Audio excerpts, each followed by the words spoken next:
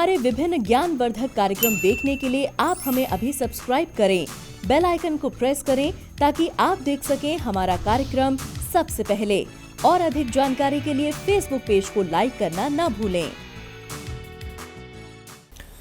जय माँ इंद्राक्षी धाम में दर्शकों आप सभी का हम हार्दिक स्वागत करते हैं। आज के दिन जिन जातकों का जन्म दिवस है, मैरिज एनिवर्सरी है, उन सभी को हमारी तरफ से बहुत बहुत शुभकामनाएं। आज का पंचांग 21 दिसंबर सन 2020, दिन सोमवार, मार्गशीर्ष शुक्ल पक्ष, संवत 2077। तिथि आज सप्तमी है, नक्षत्र पूर्वा भाद्रपद, राहु काल 7:30 से 9, दिशा शूल पूर्व दिशा।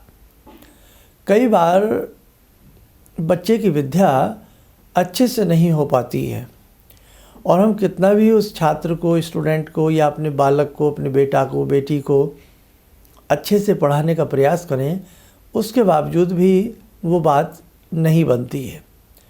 उस स्थिति में तो कई बार हम बड़ा मन हमारा दुखने लगता है कि आखिरकार हम अपने बच्चे को सारी सुविधा दे रहे हैं, उसके बाद भी हमारा बच्चा अच्छे से नहीं पढ़ पा रहा है।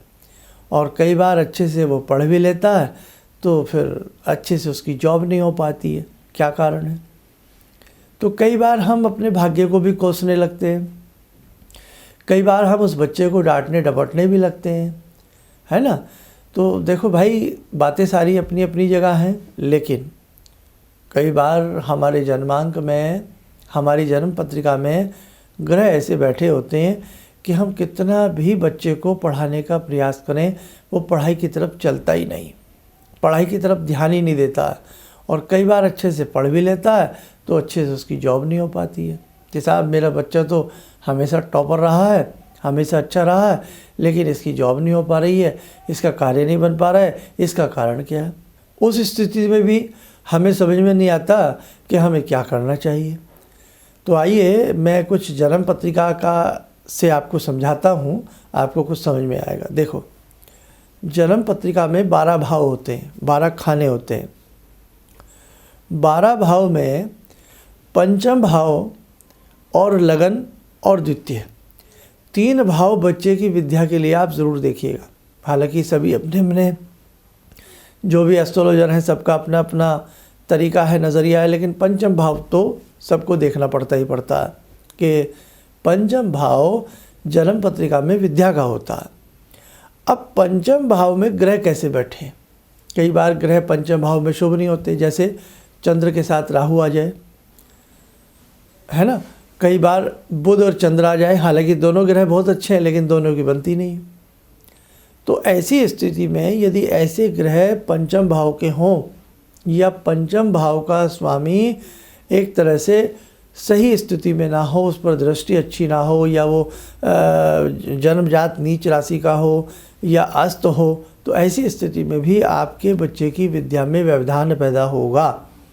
हम लाख प्रयास करेंगे उसे पढ़ाने का, लेकिन या तो वो बहुत ज़्यादा चंचलता करेगा, 2 मिनट किताब लेगा फिर भूल जाएगा, कहीं ना कहीं इस प्रकार के व्यवधान उसके जीवन में चलते रहेंगे। और ऐसी स्थिति यदि सुधरी नहीं तो फिर बच्चा पढ़ने में पीछे रह जाता है। लेकिन मैं अपनी एक अनुभव की बात करता हूँ कि जन्म पत्रिका जब हम किसी को दिखाते हैं या देखते हैं, हम लोग खुद भी देखते हैं जब, तो हम पंचम भाव, उसका प्रथम भाव और द्वितीय भाव, क्योंकि देखो द्वितीय भाव वाणी का भी है, द्वितीय भाव आपके धन का भी है। अब एक धन पैसे का होता है, एक संपत्ति का भी होता है, और विद्या का भी एक धन होता है। तो विद्या धन उस बालक के पास कितना रहेगा।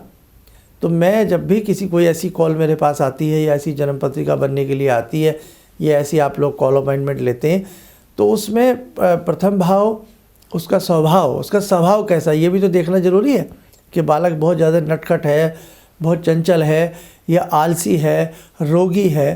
भाई अगर बहुत ज़्यादा रोगी है तो बेचारा पढ़ नहीं पा रहा है, बहुत आलसी है तो नहीं पढ़ पा रहा है। अब बहुत ही ज़्यादा एक्स्ट्रा, बहुत ज़्यादा चंचल है तो वो किताब उठाकर बैठता ही नहीं है, हर समय खेलने कूदने में उसका मन लगा रहता है।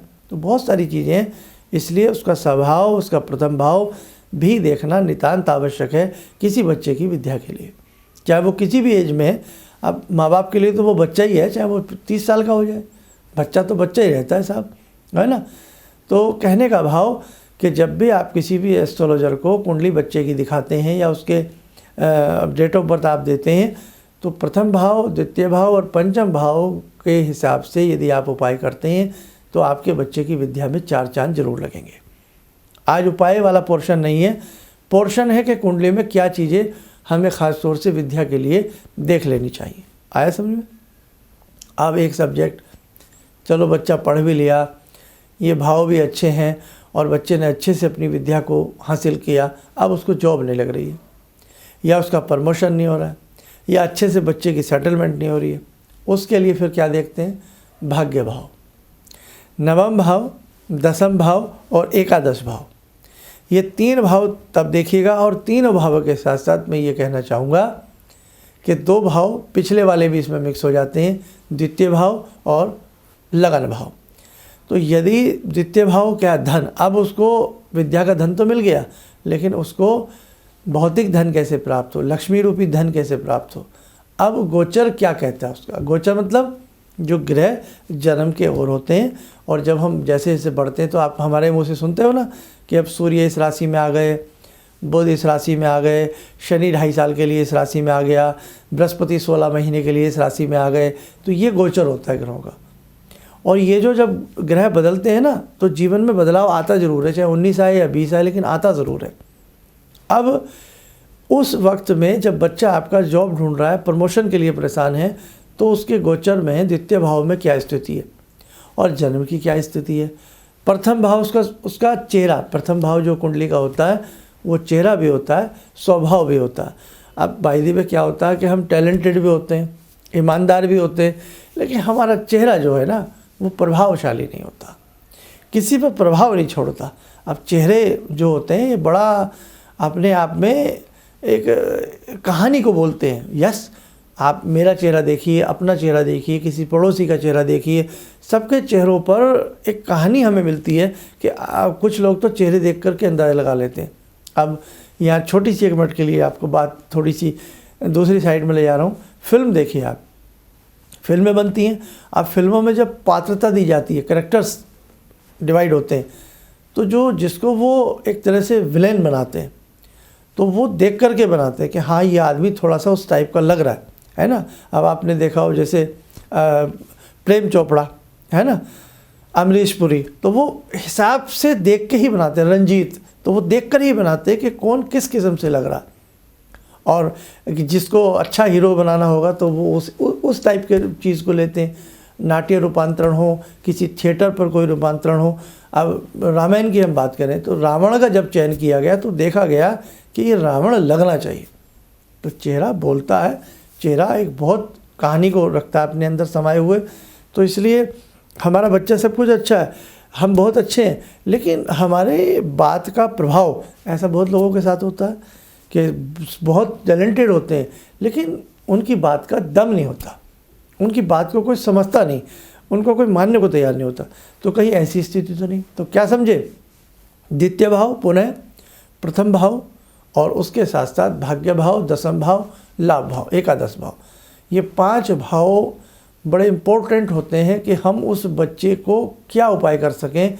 माँ करे उपाय, पिता करे, कोई भी कर सकता है, या आप खुद के लिए कर रहे हैं तो खुद भी कर सकते हैं कि हम कैसे आगे बढ़ें, कैसे प्रमोशन लें, कैसे हम तरक्की करें, कैसे अपने जीवन में लाभ कमाएं। तो ये हुआ कुंडली का खाका। अब मैं बात कर लेता हूँ, कुंडली नहीं है, बच्चे के पास डेट ऑफ बर्थ आपकी सही नहीं पता, बच्चे को टाइम में आपको कन्फ्यूज़न है, तो क्या करेंगे, हाथ की रेखाएं। यस, उस वक्त हाथ की रेखाओं से अब कैसे पता लगेगा बच्चे की विद्या हाथ की रेखाओं से? भाई बहुत अच्छा तरीका है, ये चंद्रमा है, चंद्रमा से देखिएगा, और चंद्रमा के साथ साथ फिर उसमें एक होती है माइंड लाइन, आप उसकी मस्तिष्क रेखा पढ़िए, एक होती है सूर्य रेखा विद्या के लिए। तो सूर्य रेखा, मस्तिष्क माइंड की रेखा, और चंद्रमा यानी कि उसका स्वभाव। तो सारी चीज़ें अगर कुंडली नहीं है तो टेंशन मत लीजिएगा, हाथ की रेखाओं से भी आप 100% अच्छे उपाय कर सकते हैं, बहुत अच्छा रहेगा आपके लिए। आगे बढ़ता हूँ। अब जिनका प्रमोशन वाली बात मैंने सेकंड स्टेप में कही, उस स्थिति में क्या करें, उस स्थिति में भी हाथ देखिएगा, उसकी भाग्य रेखा कैसी है। जब मैंने कहा ना नवम भाव देखा, उसकी यहाँ हमने देखा उसकी भाग्य रेखा कैसी है, शनि पर्वत कैसा है, उसका जुपिटर कैसा है, ये पर्वत कैसा है जुपिटर। तो सारी चीज़ें कुंडली के इक्वल हैं। अब जैसे डॉक्टर हैं, आयुर्वेद है, नाड़ी विज्ञान है, हेमोपैथी है, एलोपैथी है, तो उसमें तो उन्होंने रिपोर्ट्स करा ली कि भाई ब्लड में क्या है प्रॉब्लम, आपका टेस्ट करा लिया ये वो। लेकिन नाड़ी चिकित्सक क्या होगा, आपकी नाड़ी को पकड़ेगा और यहीं से सब कुछ देख लेगा। उसे किसी एक्सरे की ज़रूरत नहीं, उसे किसी ब्लड की रिपोर्ट की ज़रूरत नहीं। अब ठीक है, अब लोग कराने लगे हैं तो वो उसी स्थिति में कराने लगे हैं, उतनी उनको पकड़ नहीं हो पाती। लेकिन जो वास्तव में सही नाड़ी वैद्य है, उन्हें किसी भी रिपोर्ट की आवश्यकता नहीं, आपकी नाड़ी को पकड़ करके आपको बता देंगे कि आपको क्या रोग है और आपका ये उपचार क्या रहेगा और क्या समस्या है। तो ऐसे ही ज्योतिष शास्त्र में है, जिसे हाथ की रेखाओं का ज्ञान होता है, उसे किसी भी तरह से आपकी कुंडली, डेट ऑफ बर्थ, किसी चीज़ की आवश्यकता नहीं होती है।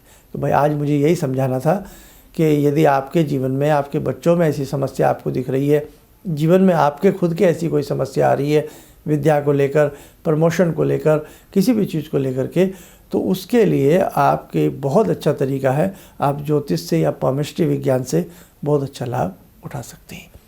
आइए साधकों, समय चला आज की ध्यानमाला का। आज की ध्यानमाला में जोड़ते हैं शिव शंभू से।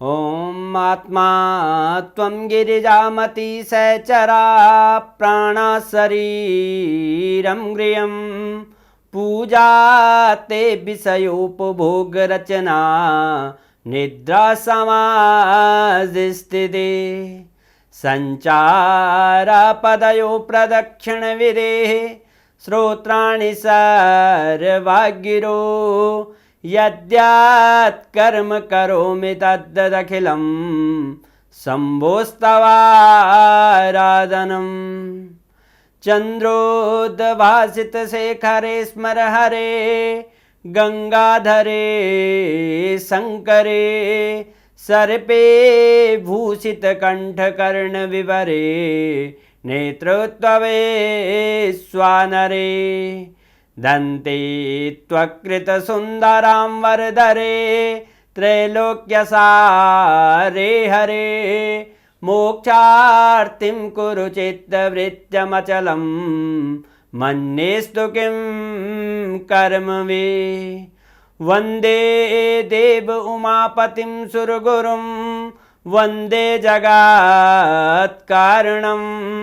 वन्दे पन्नगभूषणं मृगधरं वन्दे पशूनां पतिं वन्दे सूर्यशशाङ्कवह्निनयनां वन्दे मुकुन्दप्रियं वन्दे भक्तजनश्रयं च वरदां वन्दे शिवं शङ्करम् ॐ कर्पूरगौरं करुणावतारं संसारसारं भुजगेन्द्रहारं सदा वसन्तं हृदयारविन्दे भवं भवानी सहितं नमामि भवं भवानी सहितं नमामि।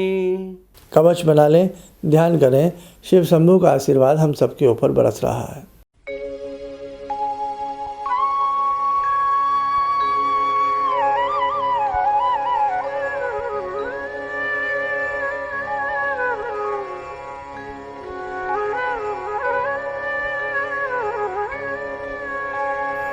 ओम बोलते हुए नेत्र खोलें, सामान्य हो जाए। देखो साधकों, ये जीवन है, इसमें नाना भांति की समस्याएं सबके साथ आती हैं जाती हैं। भगवान न करे किसी के जीवन में कोई समस्या हो।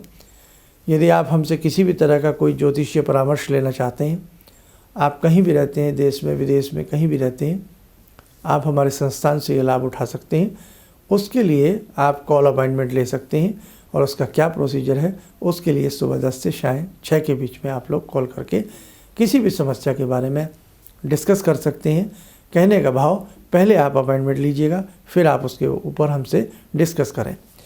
डेट ऑफ बर्थ बहुत लोग हमें भेजते हैं अपनी, लेकिन मैं सबसे यही कहूँगा कि डेट ऑफ बर्थ आप जब ही दें जब आप कंफर्म हो कि आपकी ये डेट ऑफ बर्थ एक्यूरेट है। समय आप जब भी हमें बताएं जब आप कंफर्म हो कि ये हमारा समय AM PM या जो भी है वो बिल्कुल कंफर्म है, क्योंकि गलत जो आप डाटा देंगे, गलत रिपोर्ट आएगी, वो बात फिर बनती नहीं है। ये आप हमेशा ध्यान रखें। आप ब्लड किसी और का है और टेस्ट उस पर नाम आपका लिख दिया गया है तो सब कुछ गड़बड़ हो जाएगा। इसीलिए ध्यान रखें कि अगर आपको सही अपनी डेट ऑफ बर्थ या समय का ज्ञान हो तभी दिया करें, नहीं तो सबसे अच्छा है अपने हाथ की रेखाएं आप हमारे व्हाट्सएप नंबर पर भेज सकती हैं। इन्हीं शब्दों के साथ हम अपनी वाणी को विराम देते हैं। जय माँ इंद्राक्षी। भगवान से जुड़ो और भगवान से जुड़ने का जरिया आपने बताया, बहुत अच्छा लगा, बहुत धन्यवाद। और सनातन धर्म को जिंदा रखने के लिए आप जो प्रयास कर रहे हैं बहुत सराहनीय है। हम लोग को मौका मिला है, हम लोग भाग्यशाली हैं जो आपके करीब आने का हम लोग को मौका मिला है।